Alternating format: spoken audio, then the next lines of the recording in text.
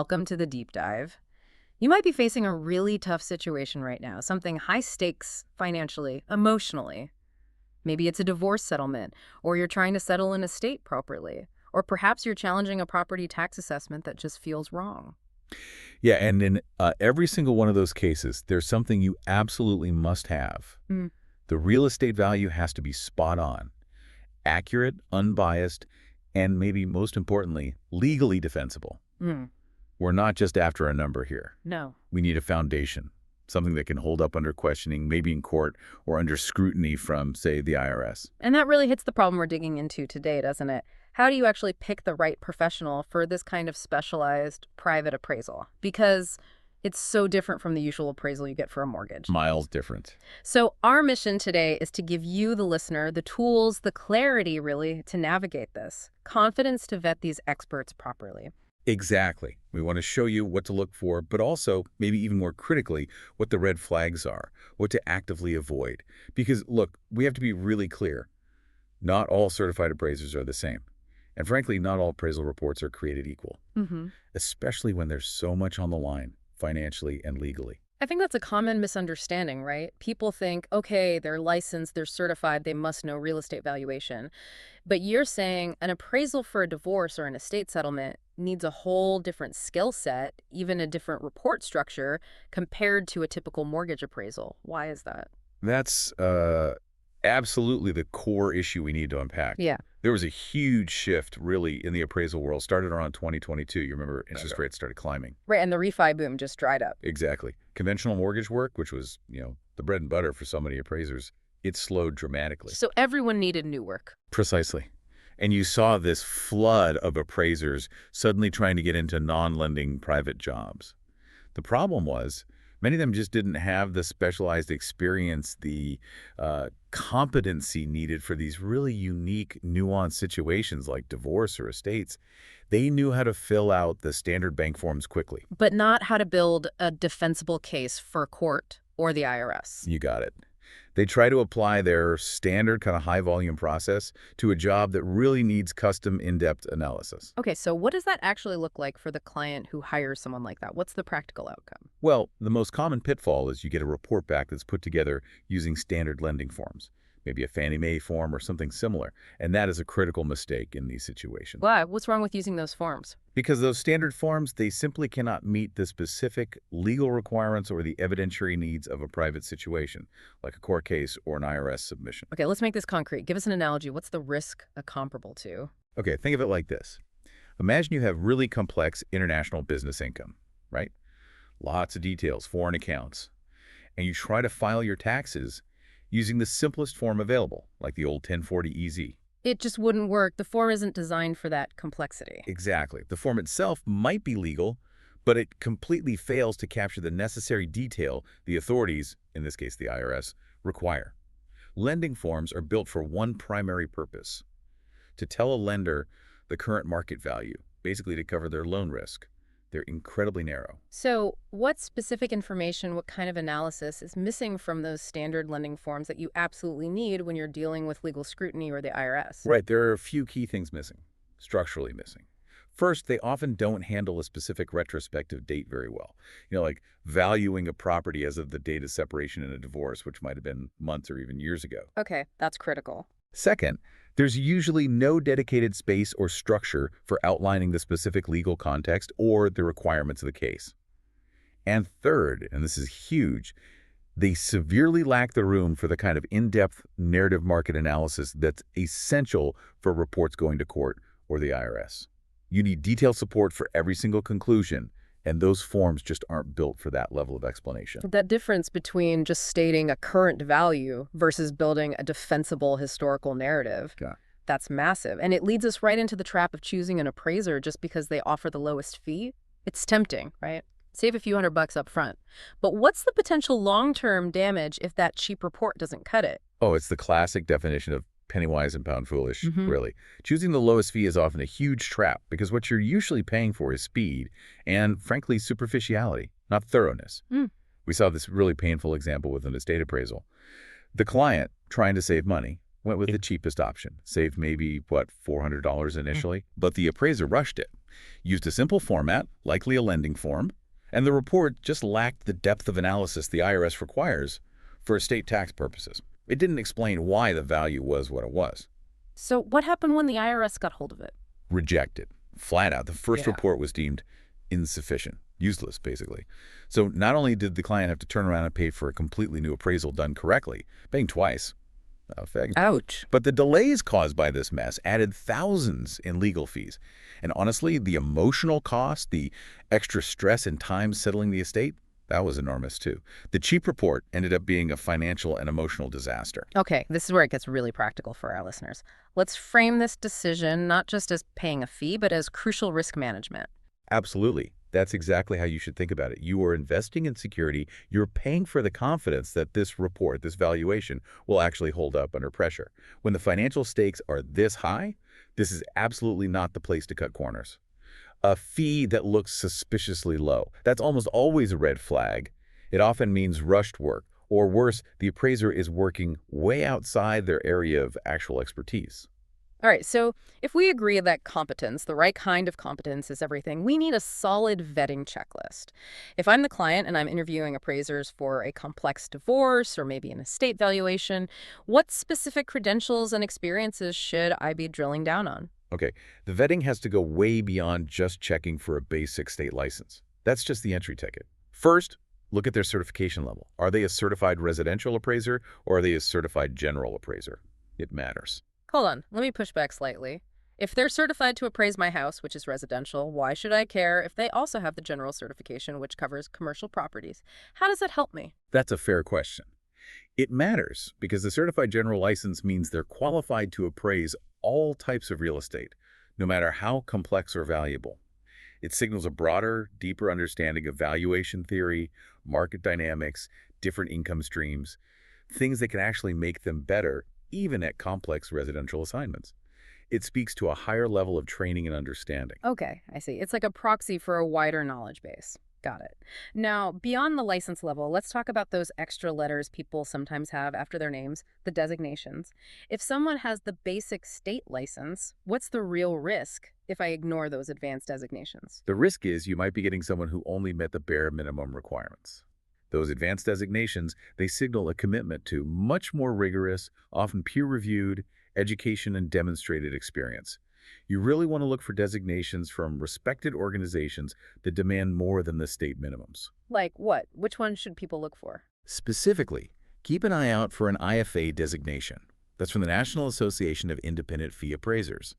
Or, even better, in many complex cases, an ASA, which stands for Accredited Senior Appraiser from the American Society of Appraisers. Getting these involves significant extra coursework, proving experience, and peer review of their actual work. It shows they're serious about the profession beyond just holding a license. Okay, so license level, advanced designations. Yeah, check. You also stressed earlier that the specific purpose of the appraisal is key. What are the absolute must-ask questions about their actual hands-on experience? Yeah, this is crucial. You have to ask them point blank about their specific relevant experience. Don't let them just say, oh yeah, I do private work. Ask direct questions. How many divorce appraisals involving a retrospective valuation date have you actually completed, say, in the past year or two? Be specific. Very specific. Do you understand the detailed reporting requirements for IRS estate appraisals? Can you show examples? If their primary work is just doing quick appraisals for people listing their homes or for basic refinances, they are almost certainly not the right fit for a high-stakes legal or tax situation, no matter how nice they seem. And if there's a real possibility this could end up in court, which, let's face it, happens a lot in contentious divorces or estate disputes, what background check is essential? You absolutely need to ask about their court testimony or expert witness experience. This is huge. It tells you if they understand that preparing a report for litigation is fundamentally different. How so? They need to know how to construct what we call a defensible analysis. That means building the report from the ground up, anticipating challenges, anticipating cross-examination. If they seem nervous or unfamiliar when you mention the word deposition, that's a bad sign. You should probably walk away. So, final caution on this point. Yeah, just to reiterate, really be wary of appraisers who primarily focus on routine bank or mortgage work, even if they're fully certified. Their typical day-to-day scope of work, the forms they use, the depth they go into, It's just not designed for the kind of scrutiny involved in legal or tax matters. Okay, let's tackle the elephant in the room here, bias. We know appraisers are supposed to be impartial, it's the ethical rule, but sometimes maybe an attorney recommends a specific firm or even the court suggests one in certain areas. How does the client navigate that subtle, maybe even unintentional risk that the appraisal might lean towards the side that hired them? Right. Impartiality is the absolute bedrock. It's non-negotiable ethically. But you're right, the risk or the perception of risk can creep in. One area we sometimes see potential issues is in, say, high-volume litigation environments. You might have a situation where the supervising appraiser, the name on the door, has amazing credentials. Top tier. Exactly. Yeah. But the actual field work, the property inspection, maybe even the initial analysis, is done by a much less experienced junior appraiser.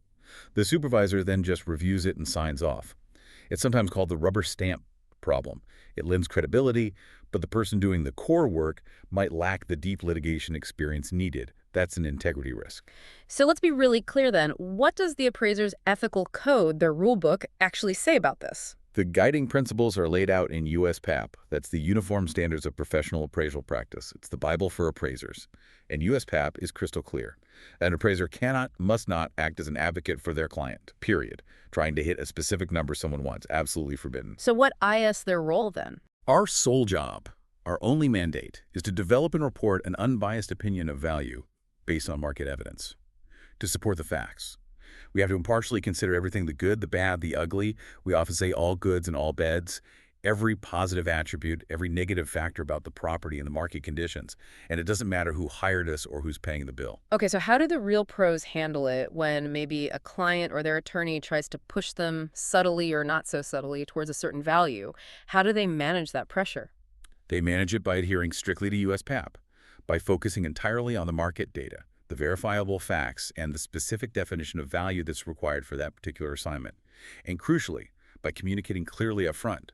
A true professional will say something like, look, my role here is to provide an objective, well-supported opinion of value based on the market. I cannot be your advocate or aim for a predetermined outcome. Integrity has to come first, always. That combination, that unwavering factual integrity paired with deep specialized experience, that's clearly the gold standard we're talking about. To make this really concrete for listeners, let's use the benchmark profile mentioned in our source material.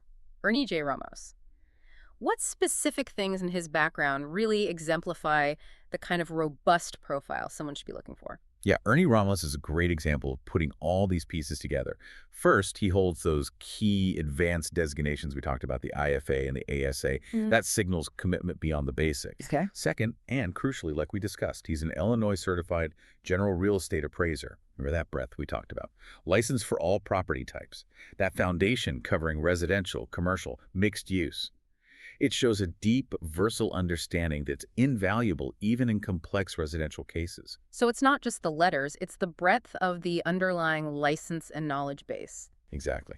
And then there's the sheer experience over 22 years working across all these different property types within his geographic area. Plus, he's apparently very engaged, constantly networking and discussing methods with other highly respected appraisers nationwide. That keeps him current, which is vital. But perhaps the most telling indicator of his quality, his foundation, is his mentorship. Interesting. Tell us about that. Who shaped his approach? Well, he was mentored by the late Robert W. Schlitz. And Schlitz wasn't just any appraiser. He was an absolute titan in the field. Held the highest designations possible, like the MAI from the Appraisal Institute. He was widely known as a top-tier expert, especially in litigation support and complex valuations, really from the 1990s through the early 2010s. And his background wasn't just private practice, right? He had significant public sector experience, too. Yes, that's right. Schlitz actually served as a director of commercial and residential real estate for the Cook County Assessor's Office back in the 80s and early 90s. So he understood valuation from the inside, including the political and assessment angles. Why is that specific mentorship so significant for someone like Ramos and for what a listener should look for? Because being mentored by someone like Schlitz imparts more than just technical skills. It instills a profound practical understanding of the pressures, legal, economic, even political, that surround high-stakes valuation. It builds an ethical compass and provides insights into creating reports that are truly, as you said, bulletproof. That kind of lineage, that deep well of passed down experience and reputation, is exactly the kind of foundation listeners should be seeking out in an appraiser for these critical assignments. That really paints a clear picture. Yeah. Wow. Okay, so we started this deep dive by acknowledging just how high the stakes are in these private appraisal situations, divorce, estates, tax challenges. We've really established that just having a license is, well, it's just the starting point. Bare minimum. Right. The real value comes from that specialized experience, the advanced training shown by designations, and crucially, that court-tested defensibility. And we highlighted the huge financial and emotional cost of falling into that trap of the lowball offer, the cheap report done on the wrong kind of form. Hopefully, we've armed you with the key vetting questions to ask about specific experience, particularly with legal or IRS requirements. And above all, remembering the appraiser's core job, factual integrity. They are not your advocate. So as we wrap up this deep dive, here's a final thought to consider. In these really critical moments, the true value of that appraisal report isn't measured by the fee on the invoice. Its value is measured by its strength, its legal soundness, its foundation in objective, verifiable facts. Yeah, the real cost isn't what you pay up front. It's the security you gain from knowing that the valuation is competent, unbiased, and will withstand whatever scrutiny comes its way. It's about ensuring fairness when you need it most. So the question to leave you with is this. What does that commitment to objective, defensible facts truly mean for your financial future and peace of mind? And are you willing to make the right investment up front to guarantee that security? Something to think about. We'll catch you on the next deep dive.